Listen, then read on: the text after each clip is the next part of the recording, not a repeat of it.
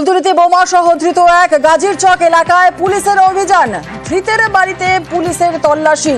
কুলতলিতে বোমা সহ ধৃত এক, আরো বিস্তারিত বলবে আমাদের সঙ্গে রয়েছেন আমাদের প্রতিনিধি অর্পণ। অর্পণ, কি জানা যাচ্ছে? দেখো, গোপন সূত্রে পুলিশ খবর পায় গাজীর চক এলাকায় একজন বোমা তৈরি করছে। এই খবর পাওয়ার পরেই কুলতলি থানার পুলিশ সেখানে হানা দেন। আলতাফ মন্ডল, তাকে প্রথমে আটক করা হয়। তার কাছ থেকেই একটি তাজা বোমা উদ্ধার হয়।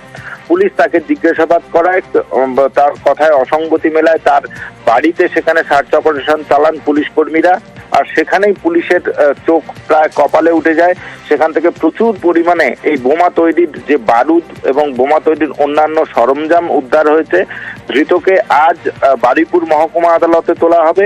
ধৃত কোথা থেকে এত পরিমাণ বোমার মশলা এবং বোমা কেন সে তৈরি করছিল, তার তদন্ত শুরু করেছে কুলতলি থানার পুলিশ।